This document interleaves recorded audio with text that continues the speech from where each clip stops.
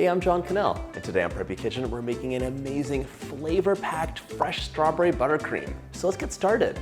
First off, grab some strawberries, and you have a choice here. If it's strawberry season, use fresh strawberries. They'll be at their best. If it's not, like you're in the depths of winter, but you want to make this buttercream, just use frozen strawberries. They'll be frozen at peak freshness and they'll taste better. Hull your strawberries, pop them into a blender. I'm having mine as well, it's optional. You know, one of the few kitchen gadgets I don't have, besides a mandolin, because they're scary and I will never get one. Oh my God, especially the kids in the house, no. Besides a mandolin, I don't have a strawberry huller. My friend showed me her really cute one. It looked like a little strawberry. Beep, beep. Just takes the hull out, but I'll be using a knife. I'll think about buying one, not a mandolin. I'm popping these into my blender. You could also use a food processor if you wanted to. And by the way, this buttercream is like pure strawberry flavor, really balances the sweetness of the American buttercream when you have a fresh fruit in there. And it comes together so easily. And one of my favorite things about this buttercream is the color. It's this wonderful, beautiful pink color, and it's all natural. See, like, these are nice strawberries. They're actually pink on the inside. If you opened yours up and they're pure white and have no flavor, grab a bag of frozen ones. I'm using about 6 large berries. You want to end up with half a cup of strawberries once they're blended. Our berries are all prepped, but I had to show you these cute little guys from my garden. Every night when I do the watering and weeding, I treat myself to some, and it's so, so good. End of story. Moving along. Grab your blender. We're gonna whiz these up just until it's basically liquefied.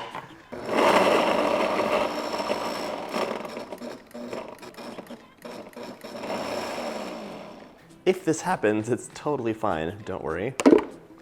Just tamp those berries down. We're not blending that many, so a lot of machines don't like having small quantities of things. It goes from my stand mixer, to a hand mixer, to a food processor, to a blender. Okay, pulse, pulse, pulse.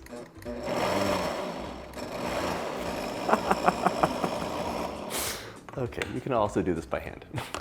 Thanks for getting things started, blender. This blender saw those strawberries and said, not today, John. Okay, you can mash these up with a fork too. And I love having some texture in this. So some people might want to like blend it completely, strain it so there's no seeds. I like having these little slashes of red fruit throughout the buttercream, and you get a kind of extra zingy note here and there. A muddler is also a great tool for this. For me, this is the perfect texture. A little bit of lumping, a little bit of the skin showing, but it's mostly liquefied. Set this aside, and now grab either your stand mixer or a hand mixer with a big bowl. If you're using a stand mixer, you have a choice, a paddle or a whisk. So most recipes, including mine, say to use a paddle. A whisk is also an option. If you use a whisk, you're gonna whip so much air into your butter, which is a really good thing. But I'm setting that aside because especially for any frosting with fresh fruit in it, you're gonna have massive bubbles come in just as soon as you're done whipping. So it's a best practice to use a paddle attachment. If you're making a chocolate buttercream or a vanilla buttercream, I would say either or, and I actually prefer the whisk. But for this one, we wanna kind of control how much air we whip into things because the looseness of this strawberry mixture just causes chaos in the texture. You'll see this later on. For this recipe, we're using 1 cup or 226 grams of unsalted room temperature butter. And this is so important. Room temperature butter isn't melting into a pool. It's not so soft that you could spread it on toast like. Room temperature butter can take your finger with a little bit of pressure and yield. And I can bend it too. So it's bending and not breaking, but it's not falling into a puddle. You want the butter to be soft enough to whip, but have the control to retain some structure. If it was too loose, it would just form a puddle and it wouldn't get air whipped into it, and then it wouldn't have that wonderful creamy texture we need. I also want you to look at the color. I have some butter that's set aside so we can do it before and after, but right now it's a pale yellow color. When we're done, it should be so much whiter and brighter just from the air that got beaten in. Close your mixer off. Pop it to medium high, and we're gonna beat this for about 3 minutes. And yes, at some point, you should scrape the bowl down.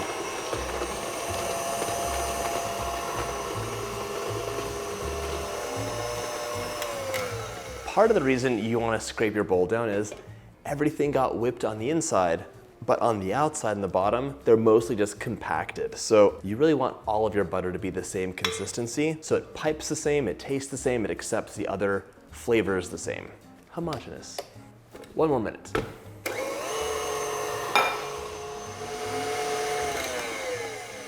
You have to see this. Creamy, dreamy, and look at the color. This is the after, and this is the before. Lighter and brighter, and the texture is completely different.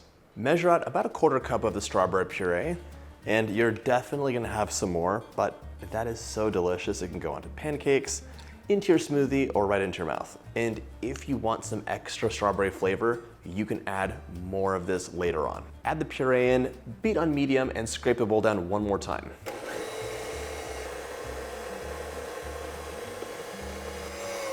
As soon as you add the strawberry mixture in, you're gonna think, oh my God, what is this nonsense? Because it totally does not mix in. Water and butter don't mix very well. The sugar will fix that. We're just gonna give us a head start. You definitely need to scrape the bowl down though, because otherwise it'll just be pure butter on the bottom and way too liquidy on top with all the strawberries. All right, mix that up 1 more time. So let it get nice and thoroughly mixed in. Then we'll reduce our speed to low and add our sugar in bit by bit. Look at how pretty this is already, and this is why I do not like to over-process my strawberries. All those little flecks of red throughout are gorgeous. For this recipe, you'll want about 6 cups of powdered sugar. That's 720 grams. Add it in a cup at a time. Mix on low so it doesn't create a mess. If you're wondering what magic the sugar can do to bring the wet strawberries and the butter together, the sugar's slightly abrasive. If you rub it between your fingers, it's a little bit gritty, and it'll just kind of grind the two together until they're basically one. You'll still have those bits of strawberries if you didn't strain your mixture though. Cup number 3. In addition to making things sweet, the sugar also provides a structure. So it's gonna make your buttercream more stiff, so you can use it to decorate cakes and cupcakes and do stacks, and it'll retain its shape. If there wasn't enough sugar in it, it would just kind of flop around, especially if the temperature gets at all above room temperature. 4, keeping track. We fluffed our butter up plenty. Now we're actually deflating it. That's why we're running this mixer on low. I don't want to beat more air into it because our buttercream will get foamy. If you've ever had buttercream, you try to decorate something and it's filled with air bubbles all around, there's too much air whipped in. So reduce your mixer to low, go nice and slow at this point. I'm not gonna lie, this is one of the most frustrating parts ever for making any frosting, this stuff on the handle. It drives me crazy. 5. We're actually adding a little bit more sugar than you think you need as far as the texture goes. It'll get slackened up in just a bit with some cream and vanilla. Last cup of sugar, 6, 720 grams. As soon as all that sugar is incorporated, I'm gonna add a teaspoon of vanilla in. It gives you a wonderful extra depth of flavor, but you can skip it if you don't want to have it.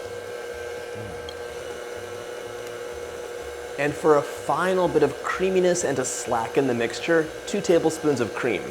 But if you want, this is my secret, you don't have to use cream. You could use lemon juice. I love using lemon juice for a strawberry lemonade vibe, and it really gives you an extra zing and more lift, which creates a buttercream that feels light and refreshing. But the cream is wonderful too. They're both good vibes. One final scrape down. It's hard to show you visually, but the texture is so different from the top and the bottom because we added the vanilla and the cream in. The top is very slack and creamy, and the bottom is much more dense and compacted. So it's so important to do this, even though it's so annoying to get stuff on your handle. And here's the deal. If you use this immediately, it's amazing. But chances are you're gonna have to wait for a second. You have a cake that's cooling, the cupcakes are coming out of the oven, or you're just finding your piping bags and stuff. So in those few minutes, your buttercream will go from amazing to foamy nonsense. And if that happens to you, it's okay.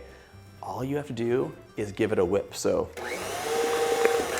that's all you need, maybe 30 seconds. You can go on low. You can even use a spatula.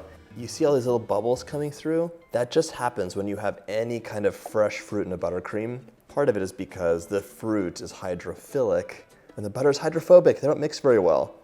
What you can do is use your spatula and just press some of them out like this. It'll also help reinvigorate the texture, just like that, right before using it.